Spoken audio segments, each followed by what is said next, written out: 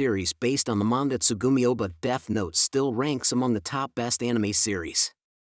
The story of the genius schoolboy Light, who comes into possession of a powerful artifact, has even appealed to those who previously did not watch anime.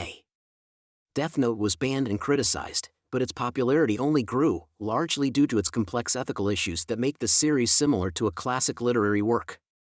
While Death Note does devote a lot of attention to ethical issues, the main driving force of the plot is death. Geniuses Light and his antagonist L compete in strength and power, not only with each other, but also with death. But can a person be stronger than death? Subscribe to the channel and click the bell icon to not miss new videos. Ryuk is certainly one of the most striking depictions of death in anime. This bored god sent a powerful artifact, the Death Note, to the human world. Whoever's name is written in it will die. Despite his intimidating appearance, Ryuk doesn't inspire fear. He wears an earring, and his suit would be more fitting for a modern J-rock artist than a god of death.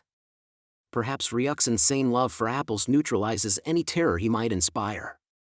Many saw in them an allusion to the theme of the original sin and the expulsion of Eve and Adam from paradise, but don't forget that this symbolism comes from European culture. There are no such allusions in Japanese culture.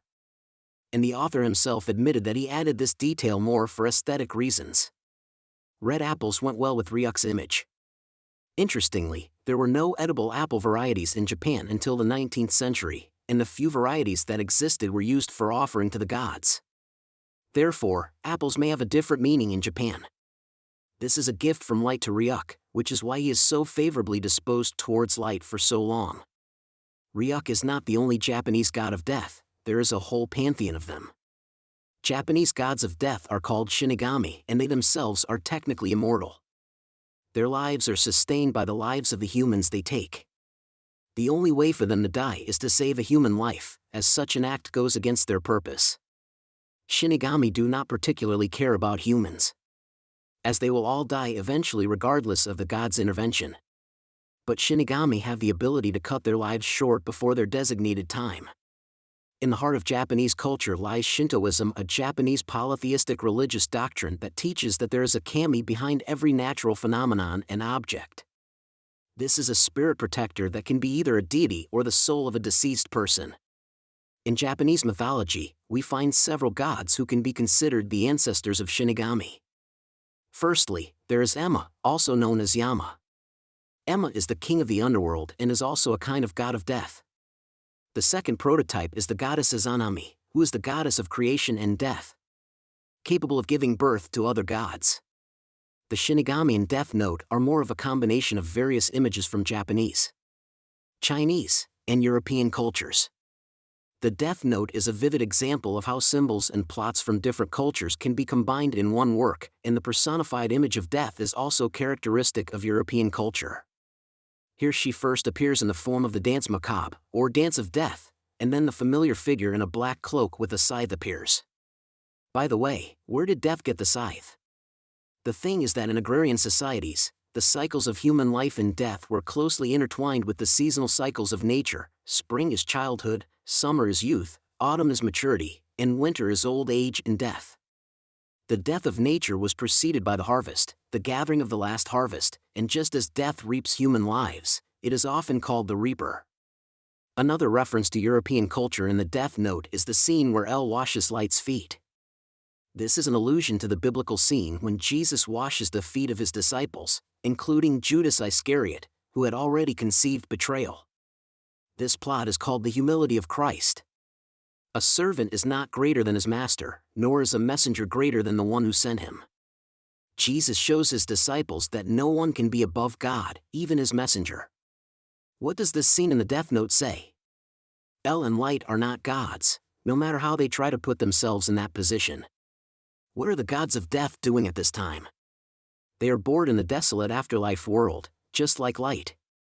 In school, he is a genius who feels like a god among people, and Ryuk, in fact, makes Light a god.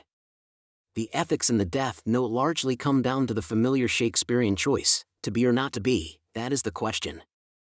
So this motive in the Death Note may not be accidental. So can one person decide who lives and who dies, even if that person sets himself the goal of eradicating crime, like Light? Any person can try to put themselves in that position by turning to a thought experiment in ethics created by the English philosopher Philip Foot. This is the trolley problem. In its most general form, it goes as follows. Imagine a set of train tracks on which a train is approaching. You are in control of a lever that can divert the train from one set of tracks to another. On one track, there are 2 people, on the other track, there are 5. They cannot escape the tracks and a choice must be made. The situation can be made more complex, for example, by adding the condition that 3 of the 5 people on the second track are criminals who have committed heinous murders. Like any other ethical problem, the trolley problem does not have a single right solution. It is difficult for a person to make decisions about the lives of others. We are too burdened by feelings of guilt and conscience, but Light considers himself a complex person. He easily takes on the fight against crime and punishes villains. But did he succeed in his mission? Receiving the Death Note, Light takes on the role of a superhuman. This concept was described by Friedrich Nietzsche. The superhuman should not rely on existing moral laws, but should build his own morality. Light begins with this, but he quickly becomes obsessed with power, and his high goal takes a back seat.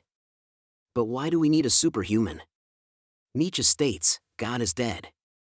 This marks the end of Christian morality, as humans no longer need God as a source of the ideal of goodness and truth. However, after the death of God, his shadow remains, and something must be done about it. People will continue to cling to old ways and create caves in which this shadow lives. However, in the end, the superhuman must take God's place. What properties should a Superman possess? Nietzsche's superhuman is characterized by superindividualism, spiritual creativity and creation, and a striving for infinite self-improvement. The superhuman is the highest being who has overcome his slave nature. He possesses a strong will to power, can create his own values, and establish them for others. In doing so, he creates new meaning for those who are unable to do so themselves. However, according to Nietzsche, this is an unattainable ideal. The problem is that God is dead in Nietzsche's philosophy, but in the Death Note, he is more alive than any other living being. In this reality, humans have no power over life and death. There is a force that is greater than the power of light. Therefore, becoming a true superhuman is something he was unable to achieve. Moreover, Light is not devoid of human vices and weaknesses, as he is willing to kill anyone who could reveal his secret. Thus, his great goal gives way to fear and the desire to simply be like everyone else. In Nietzsche's understanding, a human being is a rope stretched between the animal and the superhuman, and the superhuman is the overcoming of oneself, of everything animal and slave-like in one's nature. Of course, not everyone is given the chance to become a superhuman, but his existence fills the lives of others with meaning. Light definitely failed to achieve this. Do you want to have a death note for yourself? Can a person control the lives of others?